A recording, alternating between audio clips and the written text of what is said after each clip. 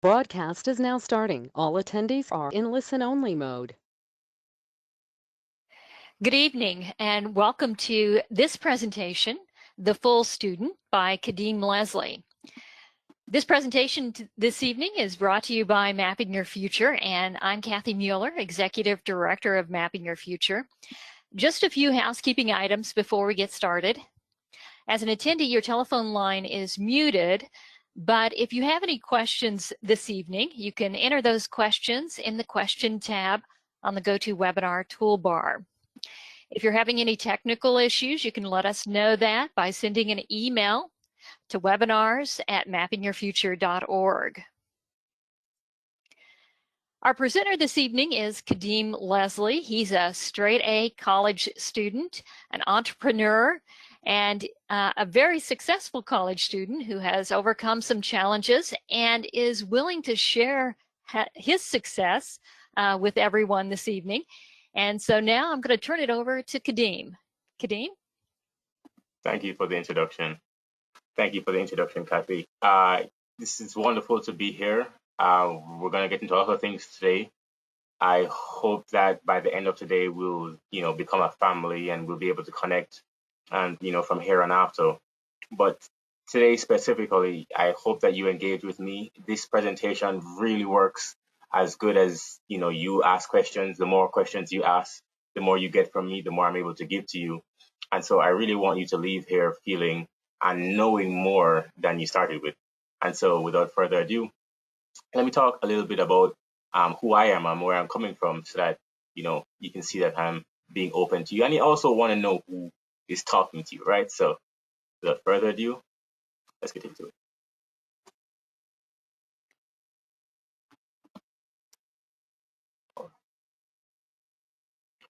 Okay, so my journey started at Seton Hall here, and I began at Seton Hall in 2017.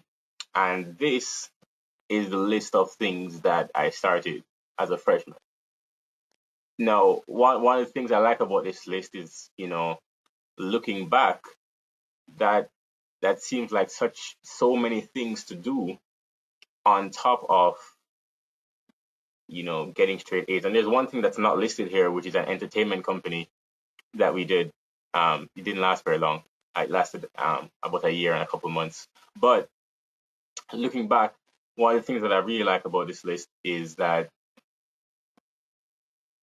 people will think that, weren't you busy? Weren't you tired? No, I found that because I was so busy and because I was so, I loved doing each of those things. And I woke up every morning thinking, wow, I get to be a part of the Army, which is ROTC there. I get to be on stage performing. I get to be a part of this awesome group of Black men. And so, when you find that motivation to just keep going and you're able to do so many things, the myth of I don't have time for that, you can clearly see that, well, that's not necessarily true. And I think that demonstrates that really well. I love that.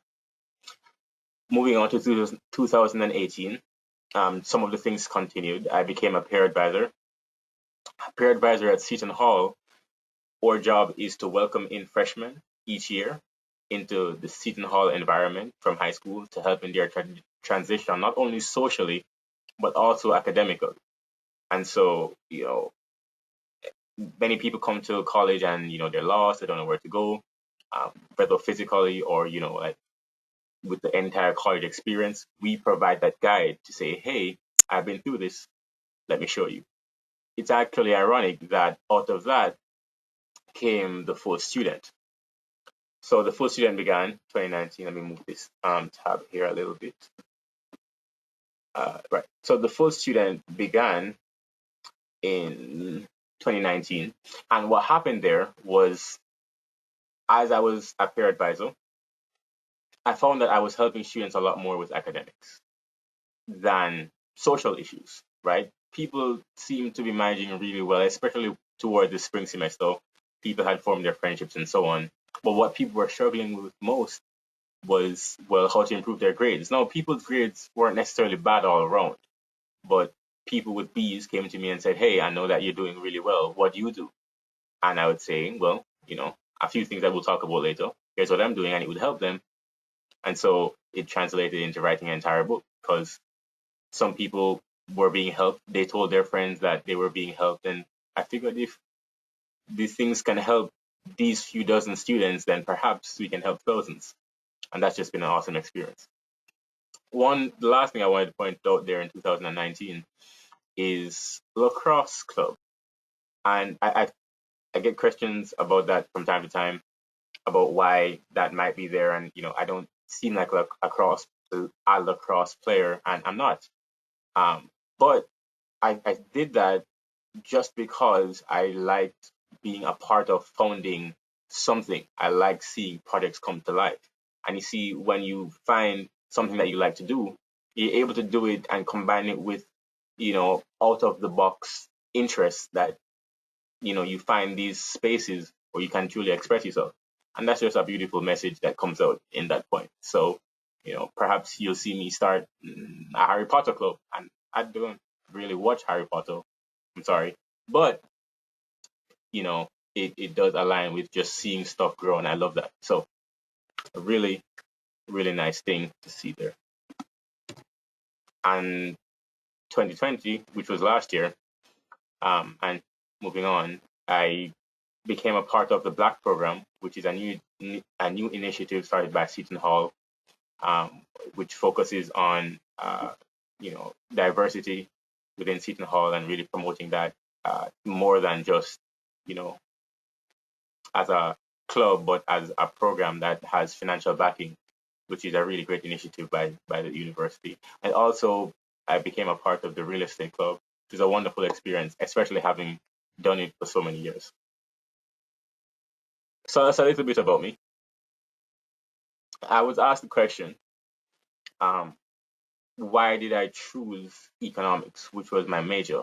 And as you can see there's a cello there, which is sort of, I've heard this before, an odd combination. Why economics, why music? Seems like it couldn't be further from each other. And to be honest, I think that just speaks to the idea of being full, that we are full people and we're very complex people. And I love to play the cello. And I also love entrepreneurship and finance and learning about the stock market. And I also love the arts. I love going to dance shows, for example, and that doesn't take away from the fact that I can switch in the middle of a dance show and start talking about the markets.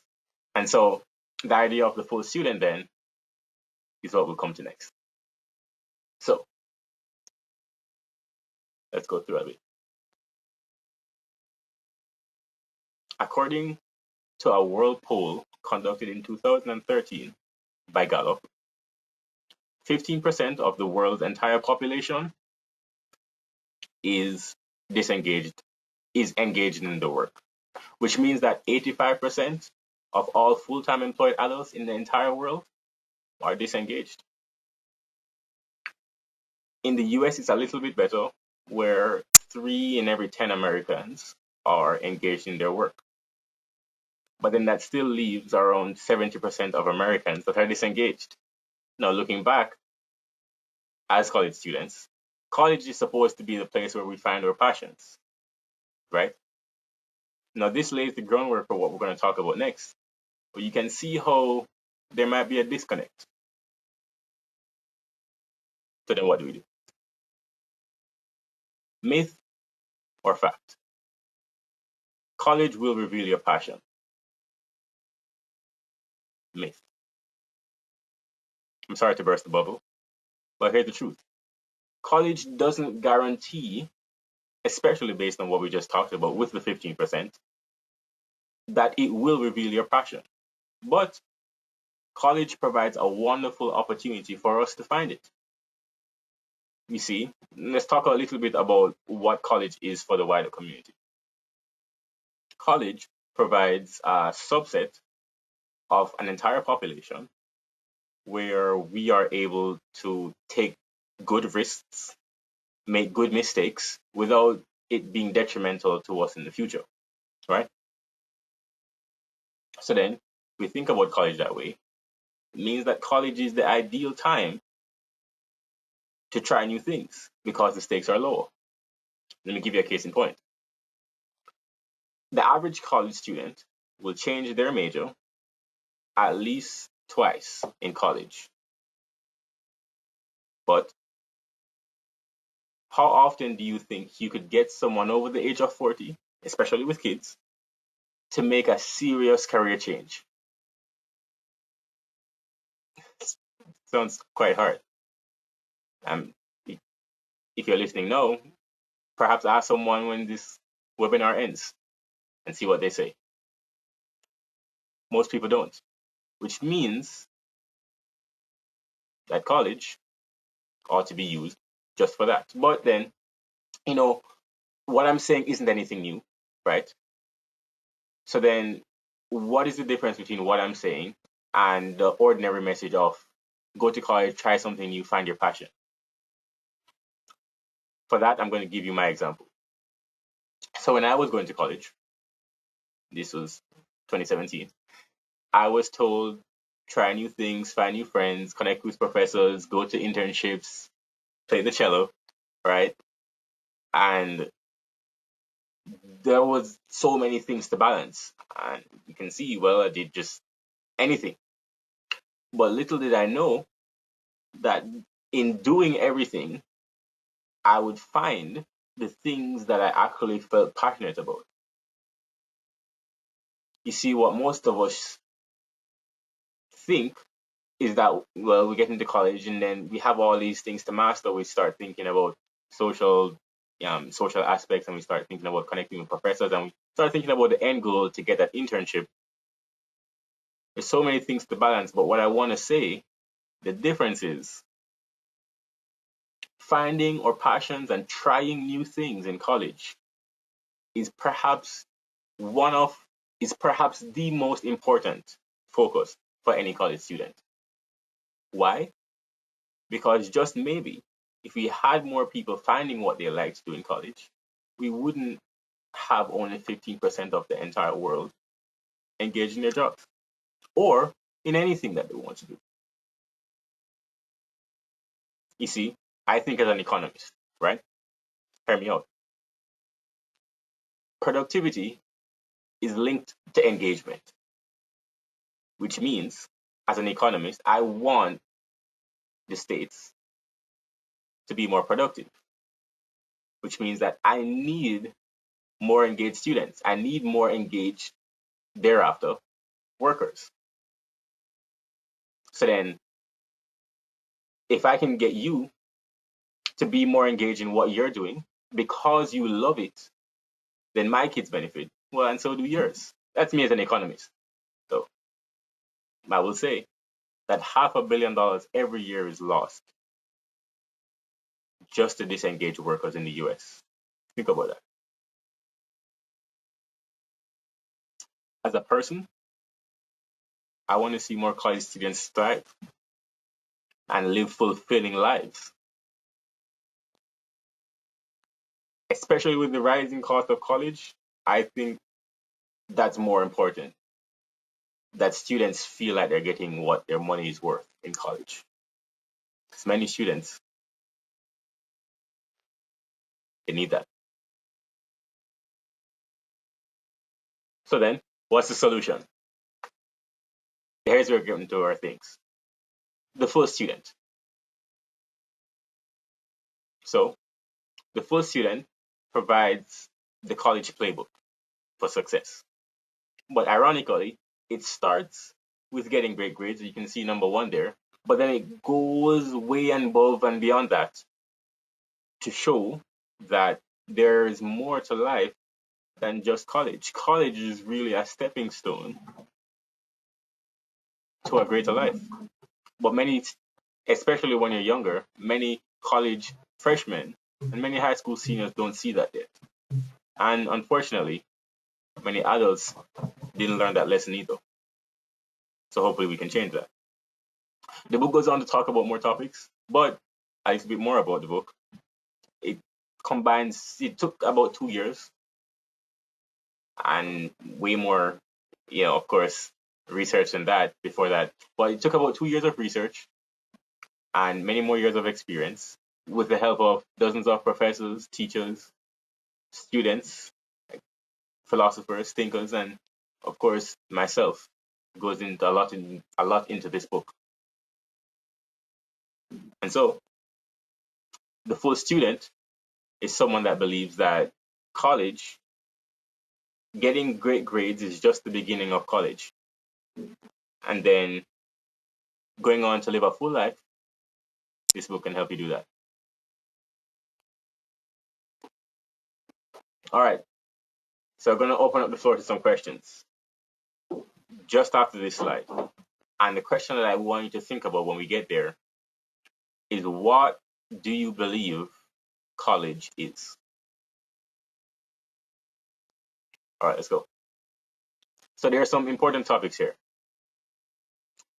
This is to spark discussion about what's going on. Hopefully, you can leave here with actionable steps. The book is full of actionable steps. I am not a fan of fluff, and so I was very careful, as we were editing as a team, to ensure that there was no fluff in the book, right? So, moving on, I'll talk about each of these just briefly, and then we can get the floor going with some questions. So the first thing, studying based on the Feynman technique.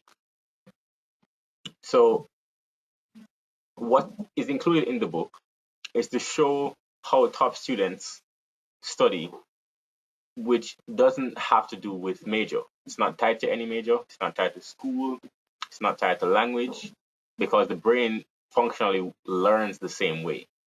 Now, notice I didn't say how the brain learns, which is that whether you're a visual learner or a tactile learner, or the other types, it's not about how you learn. It's the process of learning that I'm trying to show that top students master in whichever way they do. So the Feynman technique says simply this: you don't understand something unless you are able to explain it to someone in the 6th grade and let them understand it. That's the entire premise. Now, of course, it gets more complicated than that, but if you can remember that one thing, then it sets the entire studying process on accelerated wheels. So let's dive into the Feynman technique just a little bit more. So there's some steps outlined in the book. Writing down what you know, the first instance, as if you're explaining it to someone who is 6, to someone who's in the 6th grade, someone who is 12.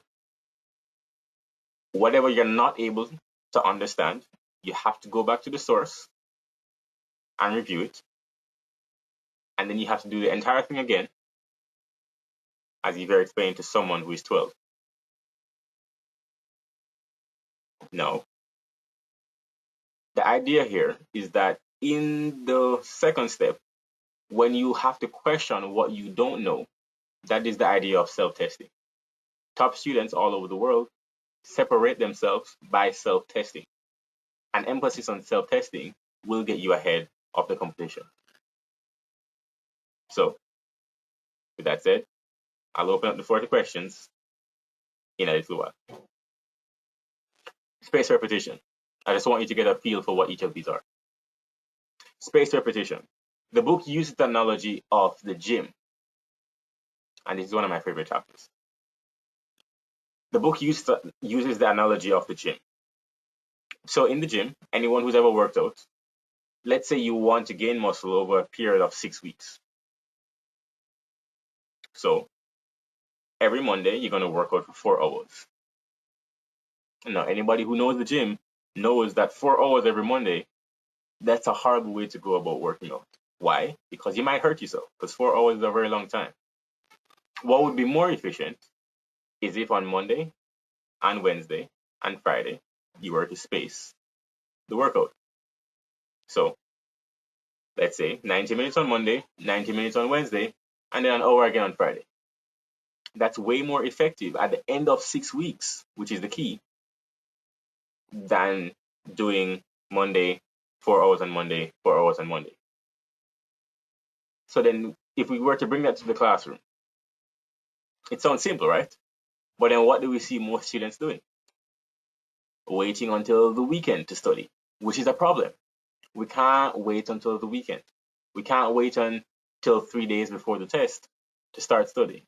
I'll get into a bit more of just why the brain just simply doesn't work that way and why we're stunting ourselves, not just here in college, but as a lifelong learner, because no, the learning doesn't stop after college. This is a lifelong learning technique that you just have to master. The third thing, the book dives into the benefits of writing. So one of the things that I like about writing is that as you're writing, one, you're learning tactile, right? Because you're touching and you're doing kinetic motion, but you're also reading what you're writing to you, which means that you're learning it in an audiovisual way. No, you're also seeing what you're writing, which is also a visual way. So you have audio, right? Then visual, and you also have tactile. That's three benefits in one. No, if you were to just read something, you're missing the tactile. Yes, if you read it back to yourself, you're getting two or not three.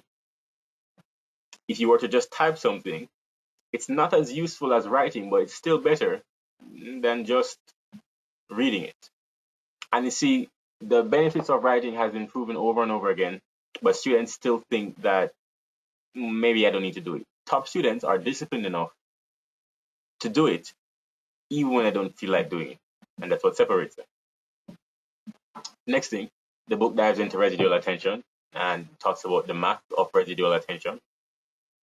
And so to break down and define what residual attention is. Residual attention is defined as the attention given to a distraction even after it has stopped directly distracting us. What does that mean? So, how long would you say it takes to respond to a text message? Probably 30 seconds, 15 seconds. Okay, fine. So then, an innocent 15 seconds, 30 seconds out of a class is not that big a deal, right? But here's the reality. Residual attention says that 30 seconds, it actually keeps our brain away from what we're learning in front of us in class for another 90 seconds or even more than 2 minutes. Which means that innocent 30 seconds, if you repeat it during class with the frequency with which we do, you're losing way more than just that 30 seconds that you're accounting for. So let's say the average person checks their phone every 10 minutes, which was surprising to me, but we do. Now, if you check your phone every 10 minutes during a 90-minute class, losing up to 90 seconds each time, that's 10% of every class gone. It means that you're walking into your class with 10% less information than a top student would. No, it doesn't take a genius to figure out that if you're walking with 10% less, you're already starting off at a B. That seems counterproductive if you're trying to get an A. So, top students just don't do that. Now, of course, it's easy to say don't get distracted, but if you can see what the math looks like of how damaging it is, not just for college, but after, once you see how just that small distraction can ruin your flow of work, then you start to think a bit more critically about focus. As I did. And then the last thing is the star group, and then we'll open up into questions. The star group is not just about your friend group, and I don't want that to be confused because that's usually the first impression that we get. The star group, so-called, because it combines the people that you spend a lot of time around and who you surround yourself with, who may or may not be friends, that are guided by two principles. The first is that the people in the star group must benefit from being a member of your star group. Or, if you are part of theirs, you must benefit, vice versa. And the second principle is that all of the members of the star group must be aligned towards some common goal. So you see, they may or may not be your friends,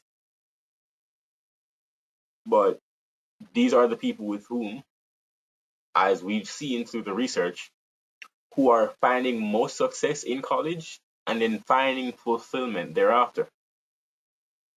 Why? Well, it's pretty simple. Your start group are usually people that you have interest with. And so after you graduate, you stay in touch with them and you become friends. But then you also, progress in similar interests. As you move through life, these people might become your lifelong friends. In college, you get to work with them.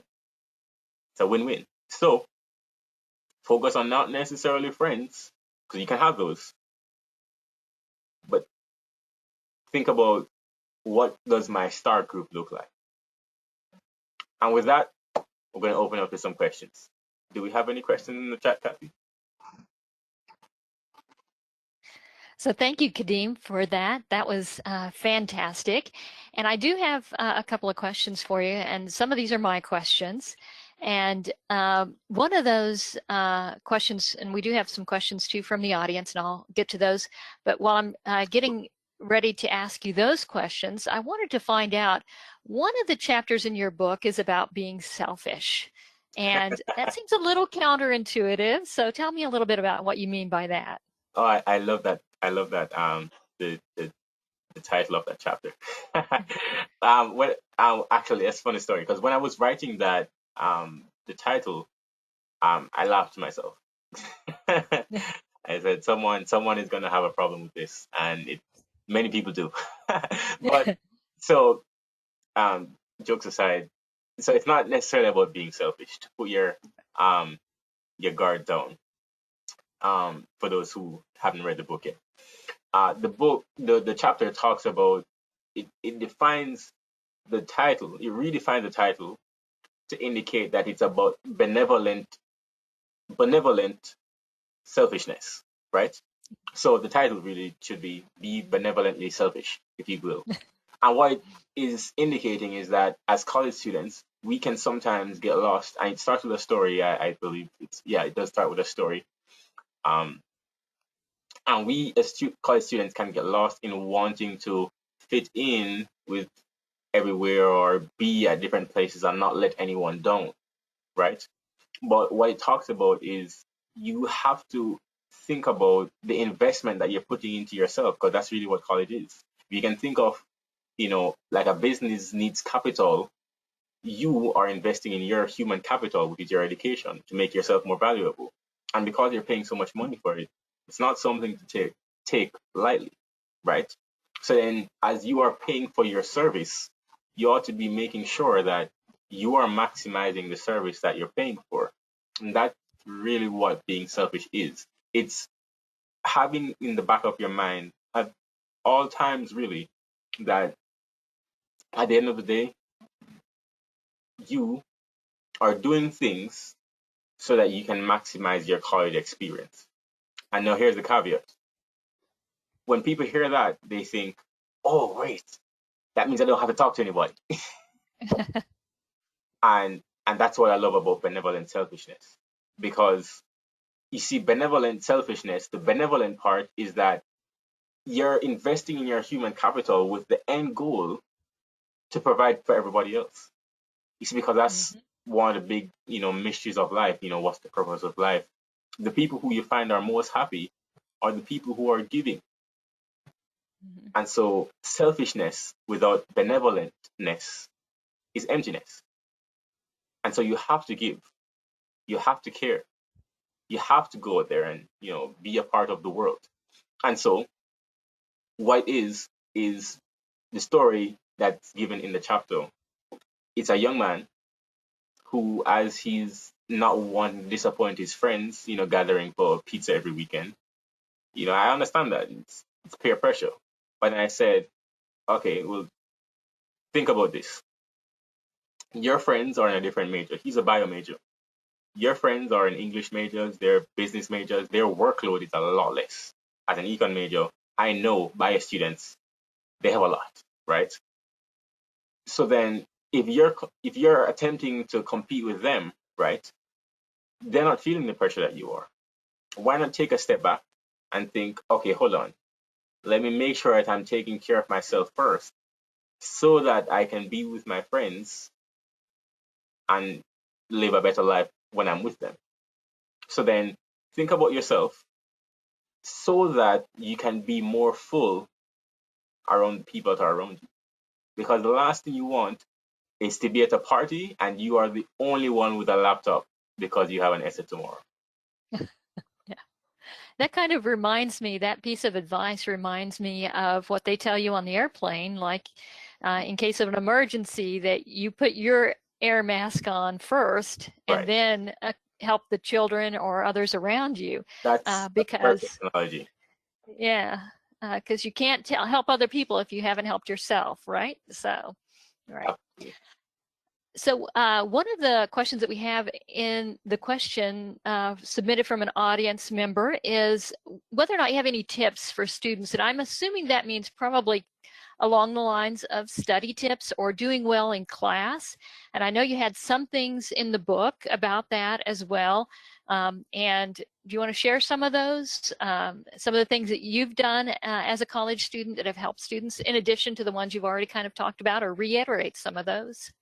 Okay, sure. Are we able to have the audience member unmute their mic and talk if they want to? Is that an option? Or I don't think that's an option this evening, unfortunately, okay. but I just if wanted they want to submit additional questions or information, they can do that and I can read that to you. So, okay, okay. no problem. Okay. I just wanted to clarify that. Okay, no problem. Yeah.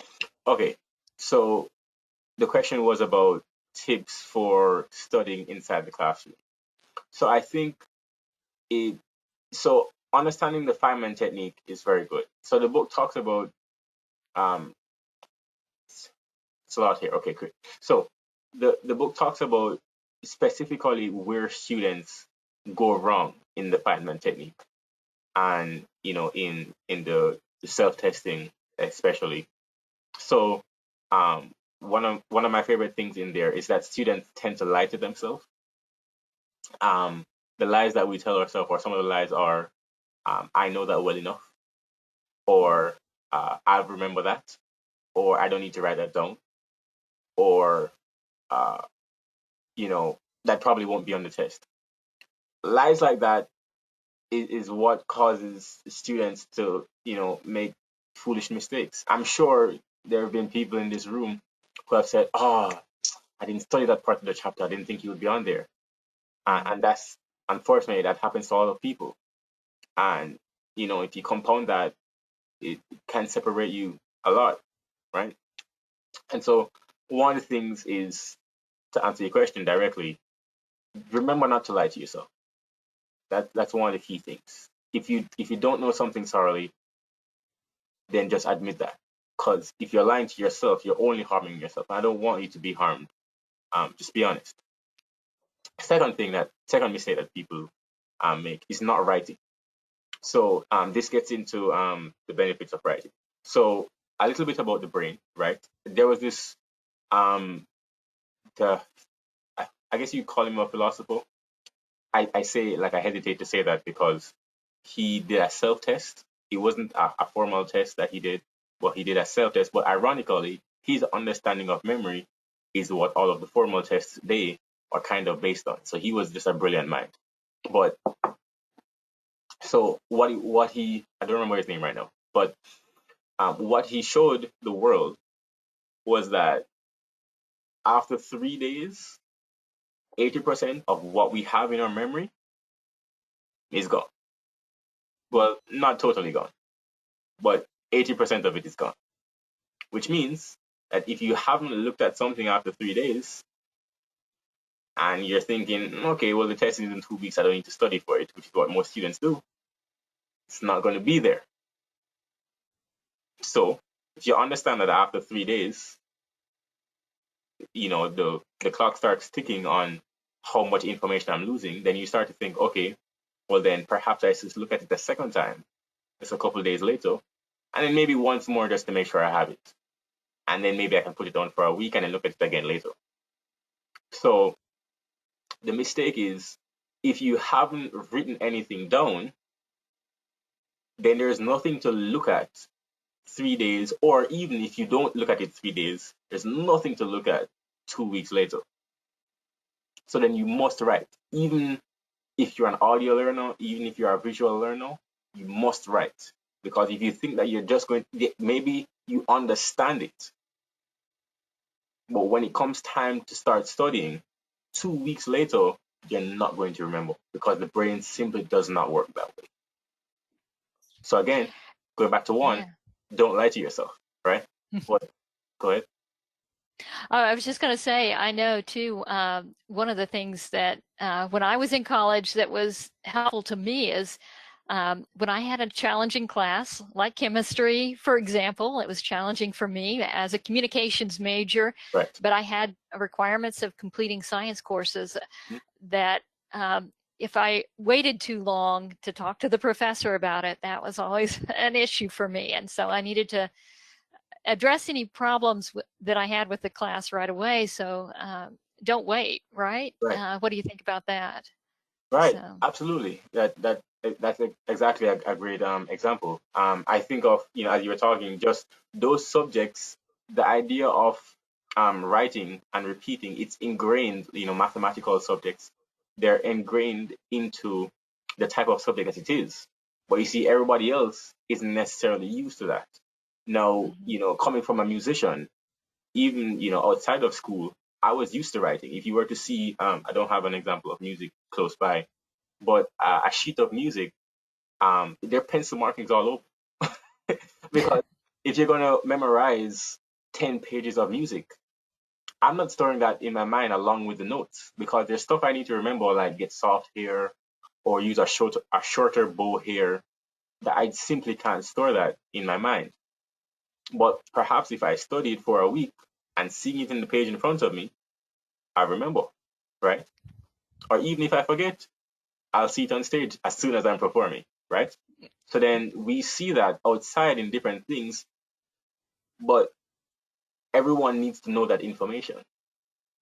Because if we can give it to everyone, which is what you're getting now, then we can say, okay, the secrets are unlocked. It's not just certain students that are, oh, well, I'm an English major, but, I do have a friend that's a chemistry major and I know how her brain works. And so it's, no, I'm have an advantage in the English field. No, everyone should have that information. And, well, you who are here now have the advantage. So kudos. So one of the pieces of advice in your book was about sitting in the front of the classroom. So tell me why that is so important. Okay, great. So this touches on residual attention as well, but it's slightly different. It's two different parts. But so let me explain the connection and then I'll answer the question. So residual attention has to do with getting rid of distractions. And by definition, if you're at the front of the classroom, there are less distractions for you. But then it's not just about having less distractions. There's something in the book called noise, and it's not just exclusive to the book, but there's something called noise. Noise in chemistry and physics refers to any data that is blocking the correct or accurate transmission of information. So on a telephone call, if there's static, that's noise.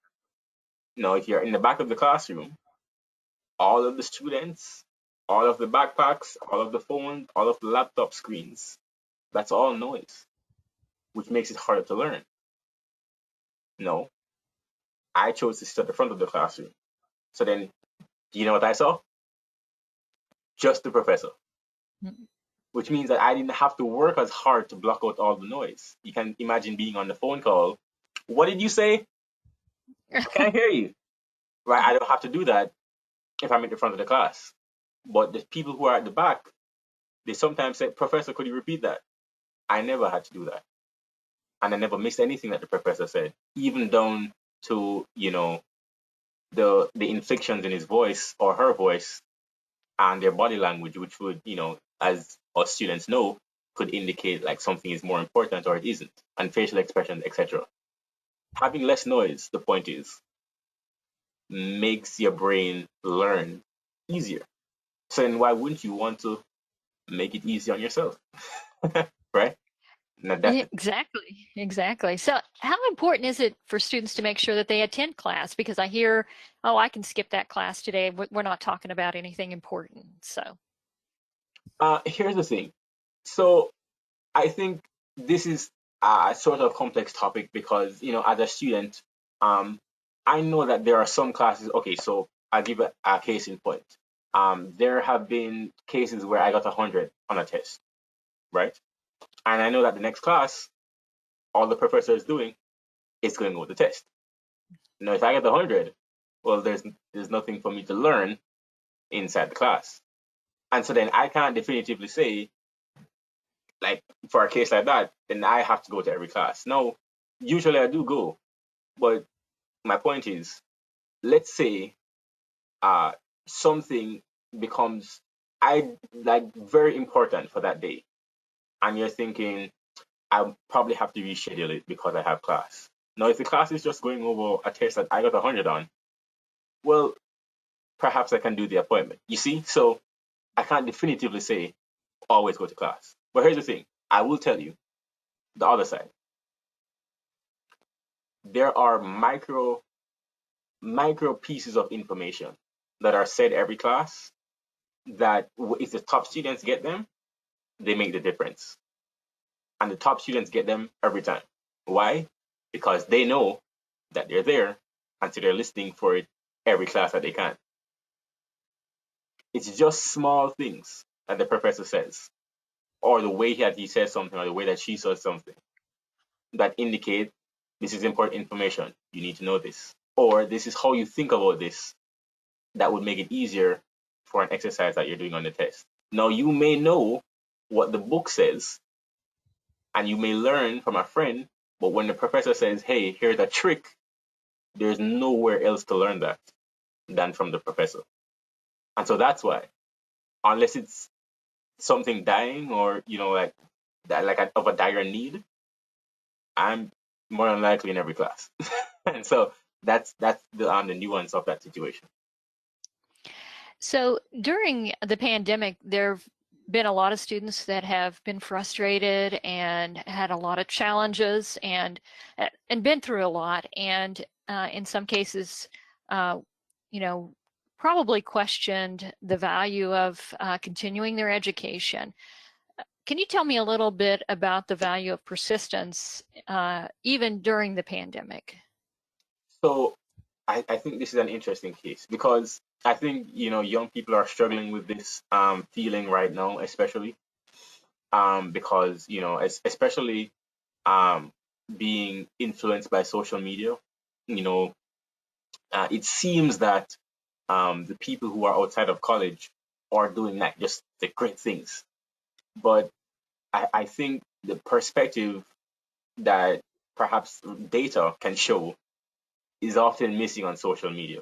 So here is some data that may guide your opinion a lot more. So ideally, someone shouldn't go into debt for more than half of what their starting salary would be, right? That would make their college education worth it because once they leave, what they're paying back is less than 10% of what they were making per month. So, right? So let's say you're earning $4,000, then you're only paying back less than 400. That is an okay life.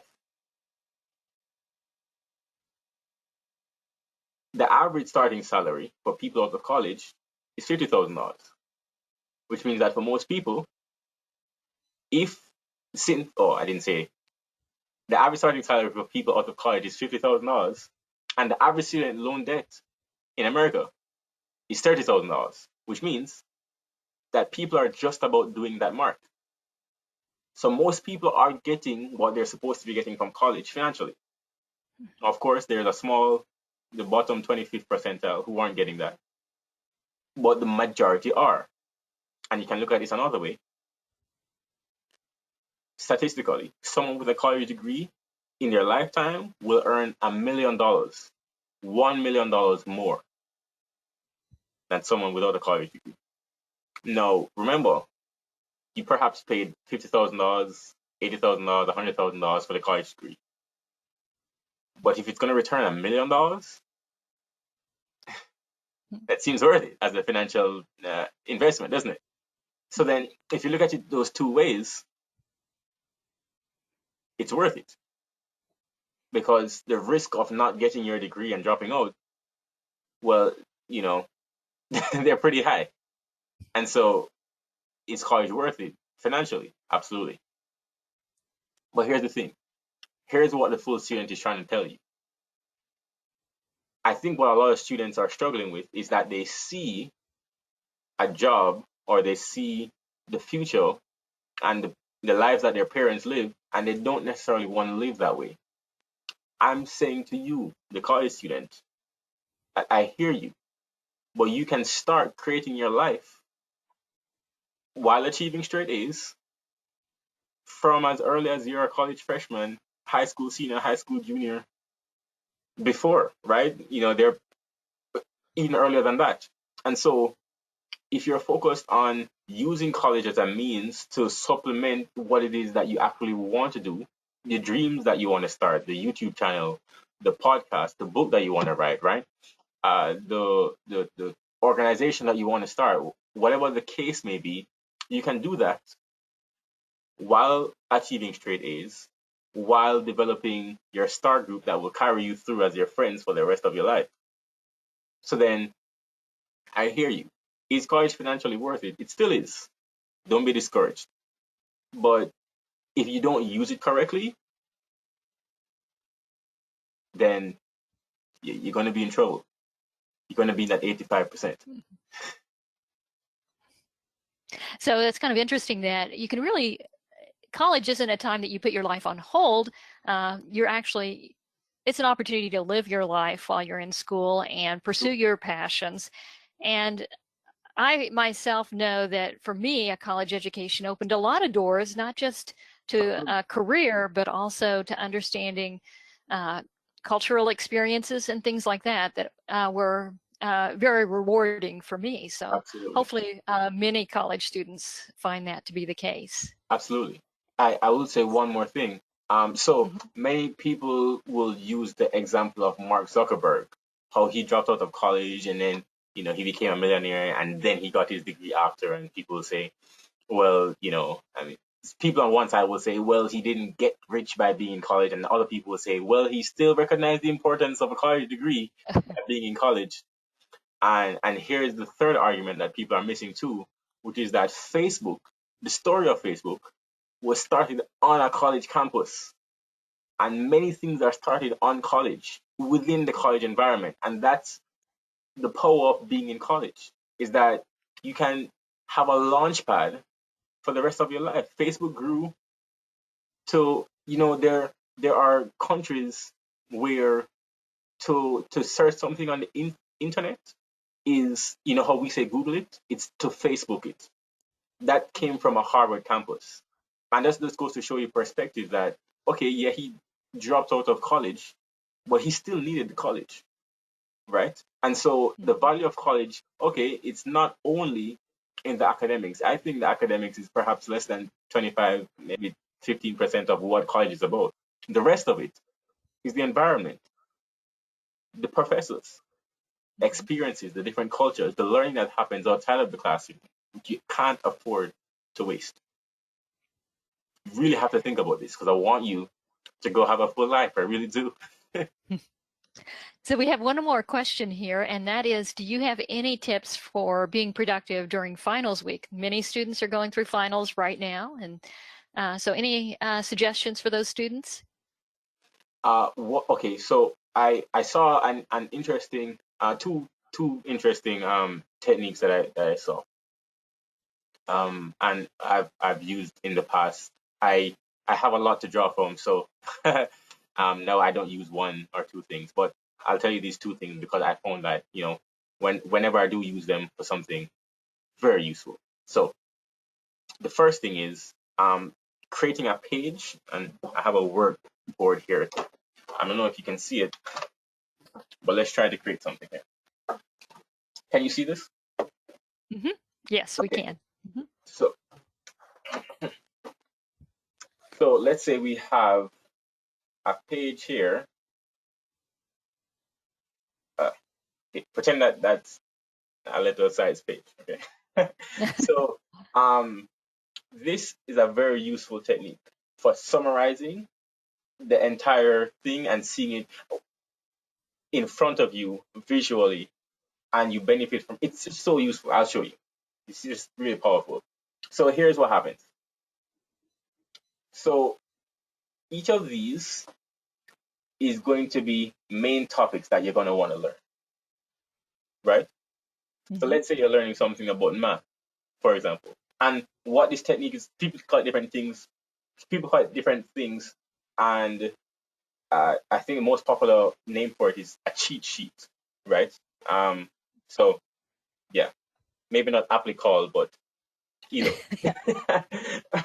So moving on. So let's say you're learning uh, math, right? I think we all know a little bit of math. Math. Right. So let's say you want to put the quadratic formula. Oh, we're running out. The quadratic formula here, and then what you're going to put here is any notes that it takes to remember that are important about the quadratic formula. Things that, okay, I need to remember that I need to not use it in this circumstance, or I need to remember that this is another variant of the quadratic formula, stuff like that. And then that takes care of that. So then you move to a different box and you go, okay, now I'm talking about binomial distribution, right? So then you say, okay, now I start to write about this in this little box. Now here's the thing. Here's the difference between this. I'm going to leave this here because it's very powerful. And I get excited to share this with people, right? So this is powerful because if you type this, the trouble is you are able to add, like that enter button, dangerous, right? Because you're able to add and keep going everything without discerning what's actually important. You see here on this little box, you can only write 5 things. And so you have to think, what are the absolutely 5 most important things under that topic? And if you can determine that, then you know that topic. It's done. You're set. Trust me, this Fantastic. works, right? And so this is the difference between do this, write it out. Don't type this, write it out. The other benefit of this, and I'll just put that there, as I was saying just a little bit before, is that okay, so let's say we fill out a little bit more of the box, and we so we're doing what's that formula called? The high high something theorem. What's that called? High Pythagoras theorem, right? Mm-hmm. Pythagoras theorem, and let's say we do area here, and E equal mc squared. That's not math, but anyway, you get the point. So let's say you get into the exam, right? And you can't remember exactly what was going on here, but you remember how it looks visually. And here is where it combines the entire thing of it doesn't matter what type of learner you are. This is a wonderful way to go about it. So even if you're a visual learner, here is the visual. What does this look like? You're looking at a diagram. You take a picture, mental picture of this. This is your visual learner right here. You've written, that's your tactile learner right there. While you're writing, you're saying to yourself, that's your audio learner right there. The entire Fantastic. right there, right? Powerful stuff. Fantastic. That's one. Well, That's one thing, and the second thing was, geez, why did it slip my mind? I hope it comes back to me. That's okay. But that's a really good one. well, I know that you have some tips for time management in the book, and so I'm sure that's an important tip for them during Oh, finals week. I So, remember what the second thing was. Do you mind? okay. No, go right ahead. Okay. So the second thing was time blocks, right? Mm. So this is another thing from the book that this is why it's good. The questions are great. The second thing is time blocks. So back to the analogy of the book, right? So let's say you were to do um just legs on Monday for 4 hours, right? What will probably happen for 4 hours of working out? Just 4 hours of non-stop legs. You probably couldn't walk by Wednesday. That's probably what would happen. But let's say we were to do the same 4 hours on Wednesday. Haven't changed anything.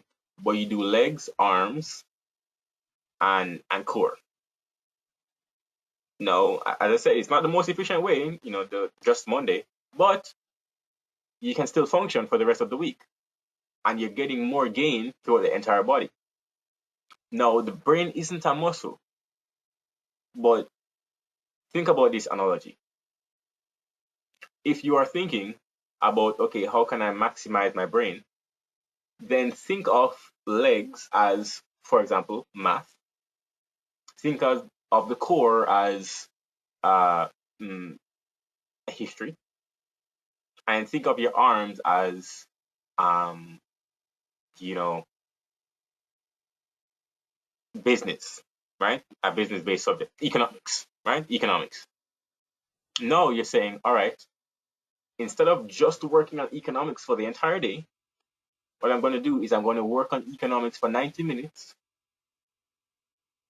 Then I'm going to work on history for 90 minutes with a break in between. And then I'm going to work on math for 90 minutes. And then if I'm not too tired, maybe I'll start the cycle again. Instead of doing the entire thing in one day and then doing Sunday economics, do it 90-minute segments, then repeat it and repeat again, and just watch how your academics takes off. You'll not only find that you're less tired and you have more time, but you find that the information is sticking a lot better because we start to get into spaced repetition. The brain is telling us that that's the way it wants to learn. So don't fight against it. Fantastic. Some fantastic tips, Kadeem. I really, really appreciate this. And I'm sure our attendees do as well. Great. We are at the end of the presentation now. Oh, And man. yeah, I I know. was just having some fun.